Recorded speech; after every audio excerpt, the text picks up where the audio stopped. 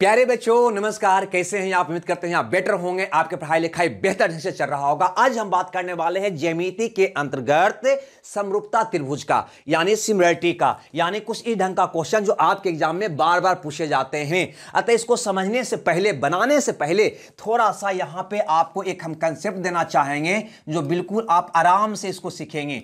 मान लो कि कोई त्रिभुज आपको दे रखा है ए बी सी, इसमें कोई एक रेखा दे रखा है डीई जो भैया बीसी के समानांतर खींची गई है, यानी इसके समानांतर खींची गई है। तो आप पहला बात याद रखेंगे कि कभी भी ऐसा स्थिति होगा तो छोटका अब बड़का आपस में समरूप होगा। ये छोटका त्रिभुज बड़का का क्या होगा? समरूप होगा। और जब दो त्रिभुज समरूप होते हैं तो यह भी याद रखिएगा भैया कि संगत भुजा का अनुपात बराबर होगा। संगत भुजा का जो अनुपात होगा ना वो बराबर होगा।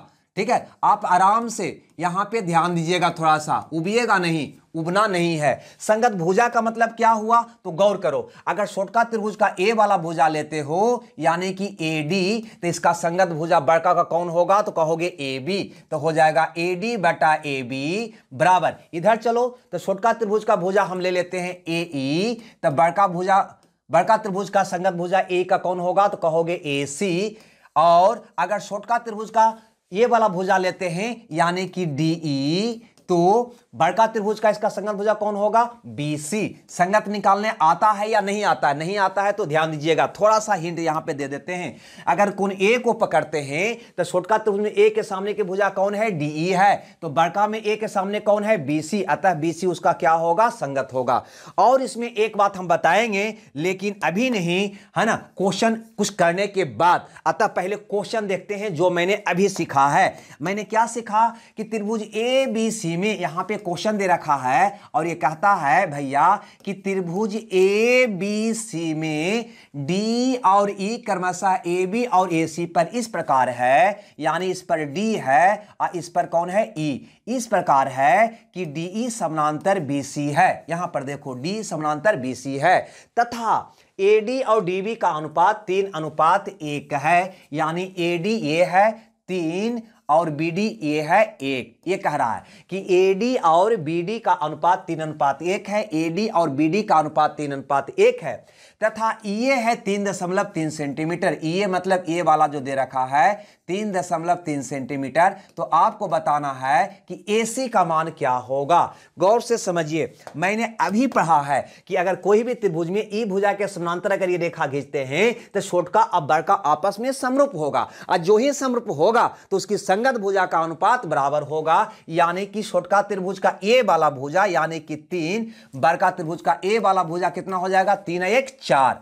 ठीक है, बराबर होगा छोटका त्रिभुज का ए वाला भुजा यानी कि 3.3, तब बड़का त्रिभुज का ए वाला भुजा यानी कि एसी जो आपको निकालना है। ए आपको निकालना है, एसी आपको निकालना है। इसको अगर काटिएगा तो 1.1 बार में कट जाएगा, 3 से गुना करिएगा भैया तो एसी का मान आ जाएगा 4.4 सेंटीमीटर, जो ऑप्शन सी में है। अतः सी आपका सही उत्तर होगा। रुक जाइएगा, हर एक टाइप का क्वेश्चन मैंने लाने का प्रयास किया है, यहां पे थोड़ा सा ध्यान दीजिएगा। जैसे इस क्वेश्चन नंबर 2 को देखो, कहता है एच आई जी एफ और डी समानांतर रेखाएं हैं, यानी एच आई जी एफ और डी समानांतर रेखाएं हैं, यानी ये तीनों एक दूसरा के समानांतर है। जो ही समानांतर कह दिया तो छोटका बड़का का समरूप होगा, ये वाला बड़का का समरूप होगा, यानी सारे एक दूसरे के समरूप होंगे। और जब समरूप होंगे तो संगत भुजा का अनुपात बराबर होगा। अब यहां पर देखो डीजी है 6 सेंटीमीटर, डीजी यानी कि ये वाला है 6 सेंटीमीटर, जीएच है 4, जीएच यानी कि ये वाला है 4,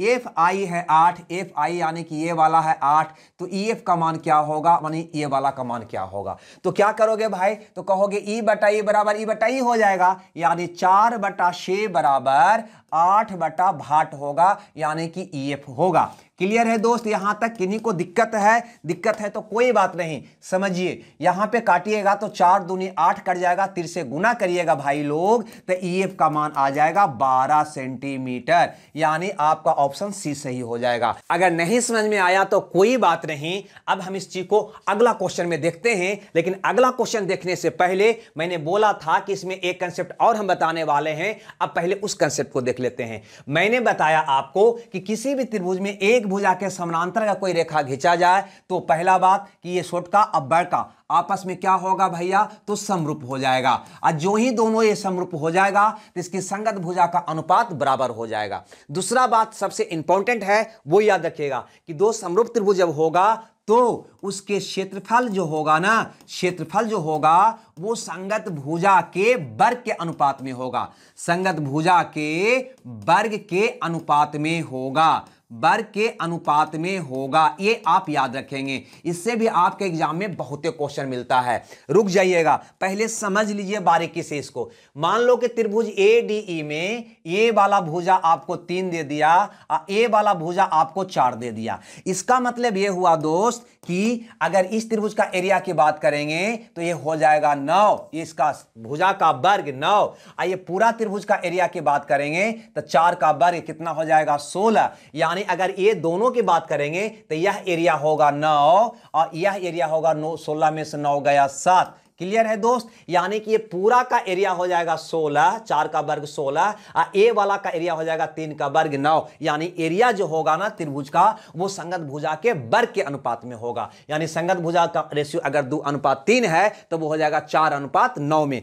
रुक जाइए, इस पर क्वेश्चन जो आपका था पहले उस क्वेश्चन को हम देख लेते हैं। जैसे कि इस क्वेश्चन को देखिए गौर से, यहां पे कहता है कि एक त्रिकोण ABC है, यानी भैया एक त्रिभुज आपको दिया है ABC। गौर से यहां पर समझिएगा, एक त्रिभुज आपको दे रखा है ABC। अब कहता है कि बिंदु M AB पर और N AC पर है, यानी AB पर भैया M दे रखा है और AC पर भैया N दे रखा है। इसको मिलाओगे तो ये कहेगा कि BMNC एक समलंब बनता है।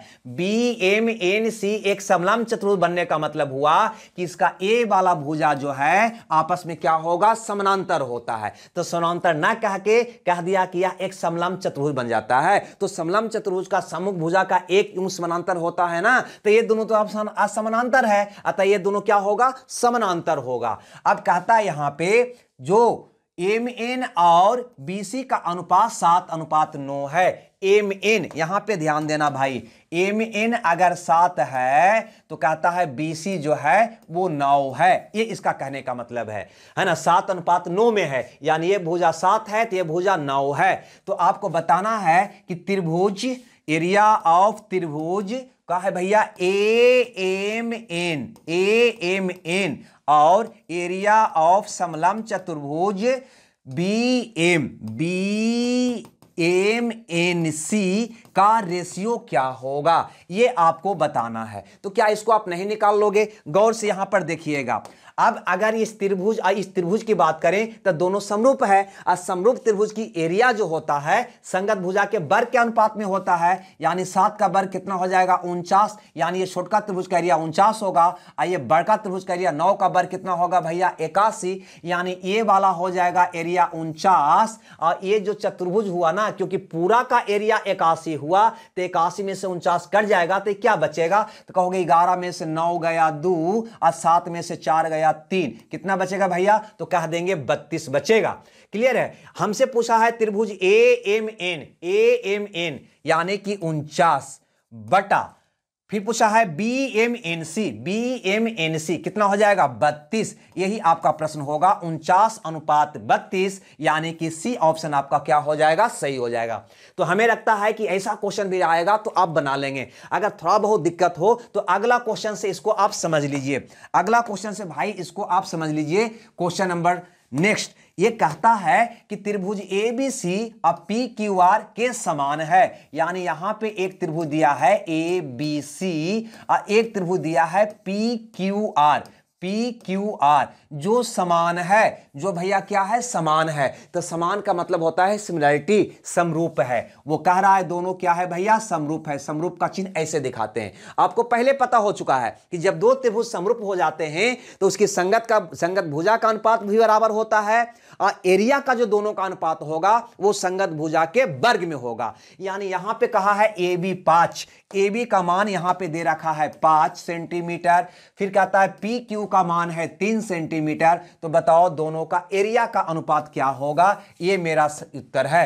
तो कहता है त्रिभुज एबीसी का एरिया निकालोगे तो कहोगे 5 का वर्ग कर देंगे भैया 25 हो जाएगा, और त्रिभुज पी क्यू आर का एरिया निकालोगे तो 5 का संगत भुजा है 3, तो 3 का वर्ग 9 हो जाएगा, क्योंकि एरिया जो होगा ये संगत भुजा के वर्ग के अनुपात में होगा, यानी 5 3 में है तो एरिया होगा 25 9 में, यानी 25/9, यानी कि डी ऑप्शन आपका सही होगा। तो क्या इस क्वेश्चन को आप नहीं बना लेंगे?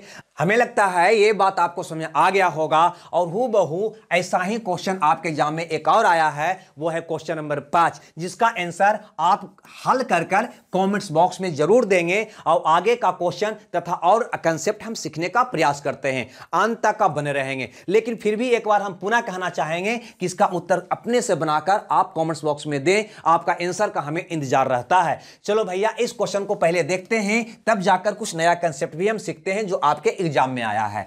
कहता है त्रिभुज एबीसी का एरिया 63 है, यानी इसको कहने का मतलब यह है दोस्त कि यहां पर एक त्रिभुज दे रखा है, मान लो ये वाला एबीसी, और इसका एरिया 63 वर्ग यूनिट है, ये पूरे का एरिया 63 है। अब कहता है दो समानांतर रेखा DEFG इस प्रकार खींचा गया है कि यह AB और AC को 3 बराबर भागों में बांटता है, यानी इसको कहने का मतलब है कि एक रेखा ऐसे खींचा गया है DE, और दूसरा रेखा और खींचा गया है, कौन है, FG इस प्रकार से खींचा गया है कि ए वाला आपस में क्या है, समानांतर है, तथा ये रेखा ये AB और AC को बराबर भाग में बांटता है, 3 बराबर भाग में बांटता है, यानी अगर ये 1 है तो ये भी आपका 1 होगा, ये भी आपका 1 होगा, इधर भी 3 बराबर भाग में, यानी कि यह 1 है तो ये आपका 1 होगा, ये आपका 1 होगा। एक बात भैया हमको बता दीजिए कि अगर ये समानांतर है, ये समानांतर, ये तीनों आपस में समानांतर है, तो ये त्रिभुज फिर ये त्रिभुज और ये बड़का त्रिभुज तीनों आपस में समरूप होगा या नहीं? तो कहेंगे बिल्कुल होगा जी, ये तो शुरू में ही पढ़ लिए। अगर ये तीनों त्रिभुज आपस में समरूप है तो इसकी एरिया का जो अनुपात होगा, इसकी एरिया का जो अनुपात होगा वो क्या होगा? तो तुम कहोगे कि संगत भुजा के वर्ग के अनुपात में होगा। हमसे यही पूछ रखा है कि चतुर्भुज इसका एरिया क्या होगा, कौन चतुर्भुज का? DEFG, यानी DEFG इसका एरिया क्या होगा, ये हमारा सवाल है। क्या इसका आंसर आप नहीं दे लीजिएगा? देखिए गौर से, यहां पे अगर हम इस त्रिभुज की बात करें, ये त्रिभुज का, ठीक है, तो इसकी संगत भुजा 1, तो फिर हम यहां तक आवेंगे ए वाला त्रिभुज में, तो इसकी संगत भुजा क्या कहोगे भैया? तो 1 1 2 कहोगे। इसका क्या कहोगे भैया? 2। इसका कितना संगत भुजा है? 1 है। अगर हम पूरे त्रिभुज में, बड़का त्रिभुज में आवे तो यहां से यहां तक भुजा कितना हो जाएगा? तो कहोगे भैया 3 हो जाएगा, हाँ या ना? कितना कहोगे? 1 1 3 हो जाएगा। अगर आपसे हम एरिया की बात आपसे करूं तो भैया इसका संगत भुजा के वर्ग के अनुपात में एरिया होगा, ये संगत भुजा का अनुपात है, तो इसका एरिया हो जाएगा 1 का वर्ग यानी कि 1, 2 का वर्ग यानी कि 4, 3 का वर्ग यानी कि 9, यानी इसका भैया एरिया 1 होगा, तो इसका एरिया कितना होगा? तो ये पूरा का एरिया 4 है। देखो ना, यहां से यहां तक का एरिया कितना आया? 4, तो 4 में से 1 गया, क्या होगा भैया? तो 3 होगा। क्लियर है? कितना होगा? 3 होगा। और ये पूरा का एरिया, इसका एरिया कितना होगा? पूरा का 9, तो 9 में से अगर ये दोनों को घटा दो, 3 1 4 को, तो इसका एरिया कितना बच जाएगा? 5। क्यों? क्योंकि ये पूरा का एरिया 9 है और यहां तक 4 हो गया, तो इसका एरिया कितना बच जाएगा? 5। अब यहां पे क्या आंसर आगे की आप नहीं दे लीजिएगा? तो बिल्कुल दे लीजिएगा, क्योंकि पूरा त्रिभुज का एरिया 63 है, 5 3 8 1 9। यहां से देखो पूरा त्रिभुज का एरिया 9 है और यहां से कह रहा है 63 है, तो 9 का वैल्यू 63। हमसे पूछा है चतुर्भुज DEFG, यानी कि ये वाला DEFG, यानी कि ये वाला 3 का वैल्यू, तो 3 का मान निकाल लीजिए, तो हो जाएगा 7 21, क्योंकि 3 से भागा दोगे तो 3 आ जाएगा, 3 से भागा दोगे तो 21 आ जाएगा, यानी कि 21 सेंटीमीटर स्क्वायर आपका ऑप्शन होगा सी सही। क्लियर है दोस्त? हमें लगता है ये बात आपको समझ में आ गया होगा। और अगला क्वेश्चन जो बिल्कुल उसी प्रकार का है जो पहले हम बता चुके हैं, इसका उत्तर आप कमेंट्स बॉक्स में देंगे और ये क्वेश्चन को हम समझने का प्रयास करते हैं। आपको होमवर्क के रूप में 2 क्वेश्चन दिया है, दोनों का आंसर हम उम्मीद कर रहे हैं कि आप जरूर दीजिएगा बनाकर कमेंट्स बॉक्स में।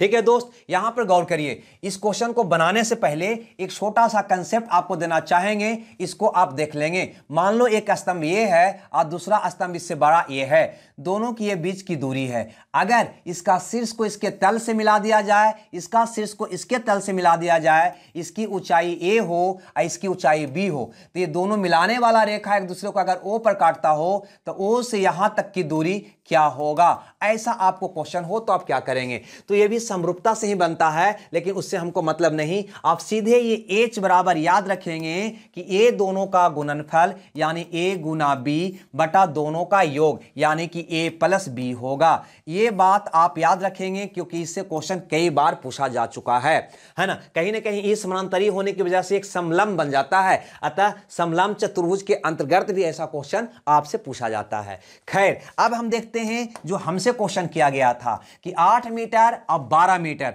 यानी एक स्तंभ भैया 8 मीटर का है, ध्यान से समझिएगा, और दूसरा स्तंभ भैया दे रखा है 12 मीटर का है। क्लियर है, ये दोनों के बीच की दूरी होगी। दो ऊर्ध्वाधर स्तंभ है, दोनों स्तंभों के शीर्ष से एक रस्सी दूसरे के तल तक खींची जाती है ना, यानी कि इसका शीर्ष से एक रस्सी इसके तल तक खींचा जा रहा है और इसका शीर्ष से एक रस्सी इसके तल तक खींचा जा रहा है। ठीक है, जमीन से कितनी ऊंचाई पर रस्सियां एक दूसरे को काटेगी, यानी ये रस्सी जहां पर एक दूसरे को काटता है वह जमीन से कितना ऊंचाई पर है, ये आपका क्वेश्चन है। यानी ये भाट का मान निकालना है, तो क्या आप नहीं निकाल लीजिएगा? क्या बिल्कुल जी हम निकाल लेंगे, यही कंट्रैक्शन तो ये है। यानी ये वाला ऊंचाई निकालने के लिए ए दोनों का गुणनफल यानी 8 गुना 12 बटा दोनों का योग यानी कि 12 8 20 कर देंगे, बस मेरा आंसर भैया आ जाएगा। काट दीजिए तो कहिएगा 2 चौ 8 5 चौ 20 यानी 24 बटा 5 मीटर की ऊंचाई पर ये दोनों रस्सियां एक दूसरे को काटेगा, यानी आपका ऑप्शन ए सही हो जाएगा। हमें लगता है ये बात भी आपको समझ में आ गया होगा।